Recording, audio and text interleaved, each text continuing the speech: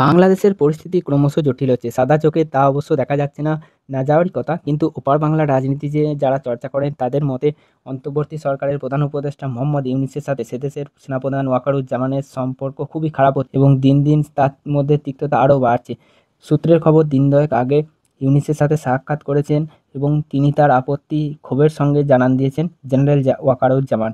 সেনাবাহিনীর জনতা সন্ত্রাস এবং নির্বাচন নিয়ে গড়িয়েছি এই তারও পরশি নাকি ইউনিস ওয়াকার সম্পর্ক কার্যত আর মেরামতের জায়গাতেও নেই।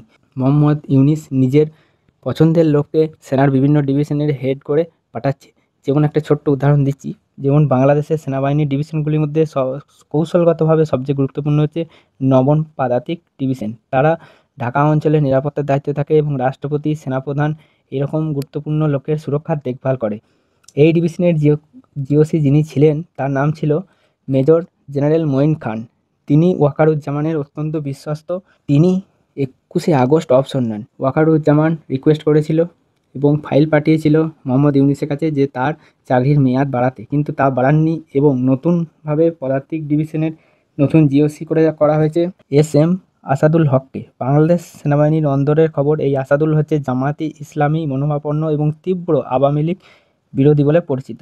সেনাবাহিনী সূত্রের খবর, গত মার্চে বগুড়া ক্যান্টনমেন্টে একাদশ পদাতিক ডিভিশনে পোস্টিং পান আসাদুল। ওই সময় থেকেই সেখানে বিভিন্ন বঙ্গবন্ধুর যত মূর্তি মোরাল ছিল সব ভাঙা হয়েছে। ওই ডিভিশনের দপ্তরেও নাকি বঙ্গবন্ধুর কোনো ছবিও রাখতে দেননি ওই সেনা অফিসার, মানে মেজর জেনারেল এস.এম. আসাদুল হক। সেনার অভ্যন্তরীণ সমীকরণে আসাদুল ওয়াকারের কাছের লোক নন বলেই জানাচ্ছে এই সূত্রটি। এ প্রসঙ্গে আমি বলে রাখি, অতীতে যত অভ্যুত্থান ঘটেছে তার পেছনে এই ৯ম পদাতিক ডিভিশনের গুরুত্বপূর্ণ ভূমিকা ছিল।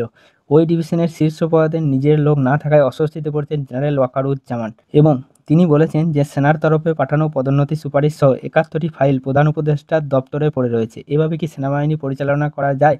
সেনাবাহিনী ক্ষোভের আরেকটি কারণ হচ্ছে দেশের সার্বিক আইনশৃঙ্খলার অবনতি। ওয়াকারুজ্জামানের যুক্তি, শেখ হাসিনা দেশ ছাড়ার পর তিনিই দায়িত্ব নিয়েছিলেন এবং দেশবাসীকে প্রতিশ্রুতি দিয়েছিলেন যে আইনশৃঙ্খলা ঠিক রাখবেন এবং একটি নির্বাচনের পর সুষ্ঠুভাবে সরকার গঠন হবে, তারপর সেনাবাহিনী ব্যারাকে ফিরে যাবে এবং নিজেদের কাজ সামলাবে, মানে বর্ডার সামলাবে। কিন্তু বর্তমানে যত্রতত্র সন্ত্রাস চলছে, এমনকি দেশের প্রাক্তন প্রধান বিচারপতিকেও রেহাই দিয়ে হচ্ছে না। এর জন্য ওয়াকারুজ্জামান দায়ী করেছেন জাতীয় নাগরিক পার্টি বা এনসিপিকে। আরেকটি সূত্রের খবর, প্রধান উপদেষ্টার সঙ্গে তিনি সাক্ষাতে জানিয়েছেন যে এই বৈষম্য বিরোধী ছাত্রনেতারা রাজনীতি করুক, তাতে তার কোনো প্রবলেম নেই, কিন্তু হিংসাত্মক কাজ করলে সেনা চুপ করে থাকবে না এবং ওই প্রাক্তন সেনাকর্তার কথায় দেশের আইনশৃঙ্খলার ভার এখন সেনাবাহিনীর হাতে আছে। তাই কোনো নেতিবাচক ঘটনা ঘটলে তার দায় বর্তাবে বর্তমান সেনাপ্রধান ওয়াকারুজ্জামানের উপর। তাই তিনি চান যে পরিস্থিতি একদম সামলিয়ে রাখ। তাই ইউনূসকে তিনি বলে দিয়েছেন যে অবিলম্বে এই ছাত্রনেতাদের সামলান।